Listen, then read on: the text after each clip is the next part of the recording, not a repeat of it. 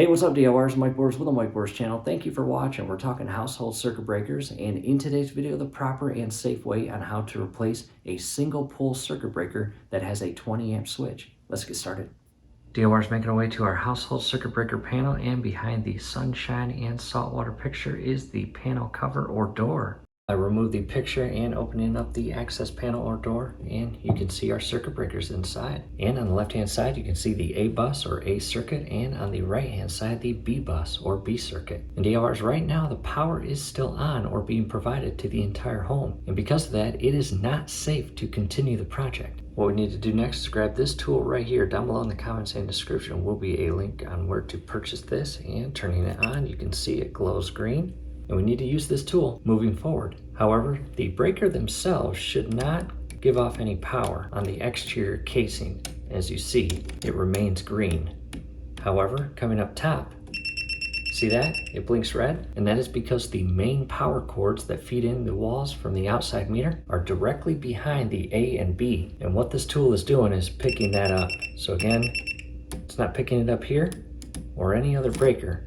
But again, as I get to the top portion of those top breakers, it picks it up. So again, our panel is live. In addition, we do not have a single or main shutoff breaker located on the top center of our panel. In most cases, you will see that main breaker that basically turns everything off by switching that one breaker off and cutting all electrical power to both buses or both circuits. However, again, ours is unfortunately about 50 to 60 years old, and we do not have that main breaker. We'll show you what we need to do next. Making our way outside, and inside this entire enclosure we will be able to locate our exact home's meter and shut the power off.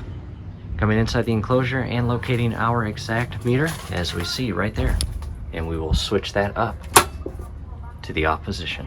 Back inside, turning the tester back on, and we are no longer picking up the electrical signal.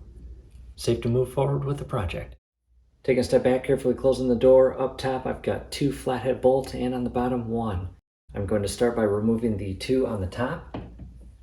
And DIYers, go slow, be precise, no need to rush this. Now to the bottom, and as I loosen up this, the top may shift, just be careful. You'll want to support it. From here, just be careful. If yours is like ours and has been painted over both from the wall and the panel cover, you don't want to peel it away and peel paint, just be careful. We now have much better access or complete access to the entire inside of the electrical panel. At first glance, it might be intimidating, but DIYers, relax. We're going to walk you through it. To a closer view, turning the tester back on, and these are the main wires that feed again to the exterior portion or meter that I was talking about that was directly behind the A and B. And so far so good. These are off, it is not blinking red, and going into the exact breaker that I'm going to be replacing in this video, the top left of a bus or a circuit. This is a single pole.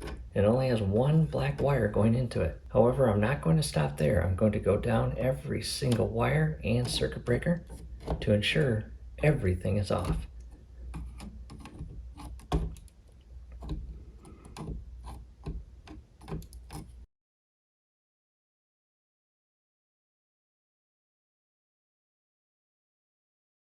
At this point, every single wire is off, and there is no electricity being provided to this panel. It is safe to continue forward. And again, we are replacing this top left breaker, single pole. We've got 1 black wire feeding into it. Let me give you a better view.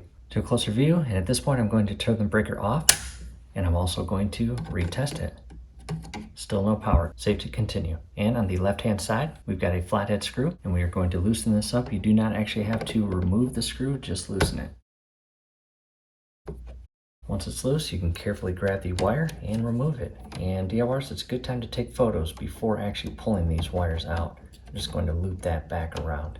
From here, the only thing holding the breaker in place to the bus rail is a hook that loops on the inner side here, as well as the electrical contacts on the inner side. And to remove the breaker, just carefully pivot it or shift it outward toward the outer edge of the box. And go slow, no need to rush it. As you see, right there, there's the hook that loops inside and around there, and there is the electrical contact that secures to there. to the workbench, and again, here is the old or 56-year-old breaker that we just removed from the panel or box.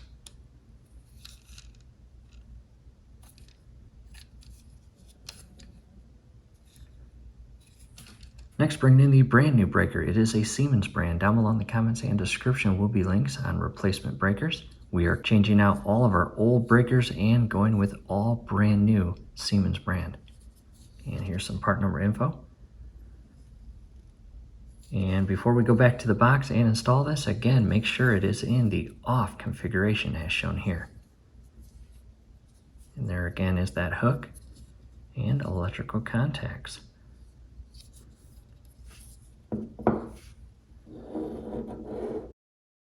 Back to the panel, and again, coming in with the brand new breaker, here's the hook that is going to loop on the inner side of that rail. And again, the electrical contact will feed into that inner contact to create the electrical circuit. In DIYers, because the breaker is brand new, there will be some tension as you push this breaker onto the contact. However, again, go slow, come in and loop it around. And as shown here, make sure it grips the inner portion of that hook on the rail.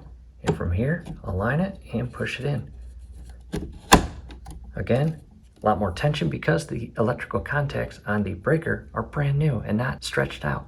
Double check it, and if all looks good, I'm bringing the wire back in, feeding it inside here, and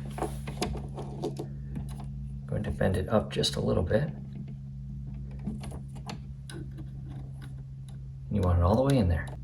And DIYers, make sure the actual wire is in the dead center of the base of the screw as you tighten it in place. You do not want it loose or offset. And it's starting to grab. You want it tight, but don't over tighten it where you break something. From here, just double check everything. And that wire is not coming out. Make sure the breaker is properly, again, looped in and secured to the hook on the rail, and the electrical contacts are together. And if all looks good, you can head back outside, turn on electrical power, or if you got a single breaker at the top portion, you can turn that back on. However, in our case, we are going to replace 2 additional single pole 20 amp breakers, which is right here and right here. We'll do that real quick. We'll be right back with you. Making progress, the 2 additional single pole 20 amp breakers have been replaced, and the 2 additional breakers we just replaced, this one and this one, are in the off configuration just like this one that we replaced a bit ago. From here, again, just double check everything, and if all looks good, we'll head outside and turn on the power. Back inside, and I still have all 3 of the breakers were replaced in the off configuration, and coming in with the tester, turning it back on, and as you can see, we've got power. However, again, that one's off. These are on. From here, carefully turn on all of your breakers, or in your case, you may have just replaced one, and do it slow, don't rush it.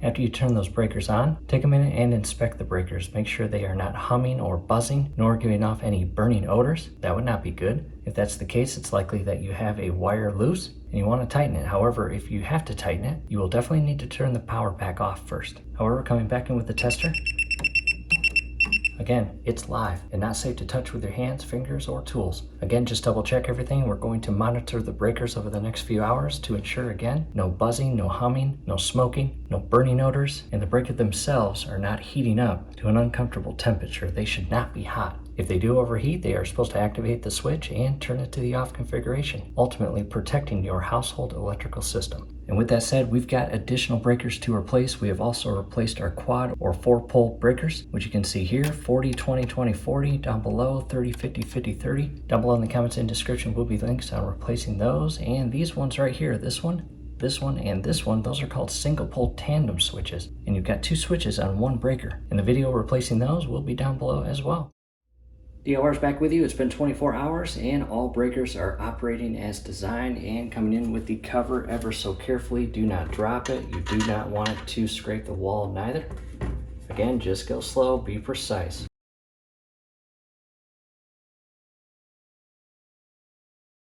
Just double check everything. And again, over the next few days, just monitor the breakers. Make sure they are not humming, buzzing, smoking, or giving off any unfriendly odors. DIYers, we hope this helps. Thanks again for watching. And again, down below in the comments and description, lots of video links and brand new breakers to purchase.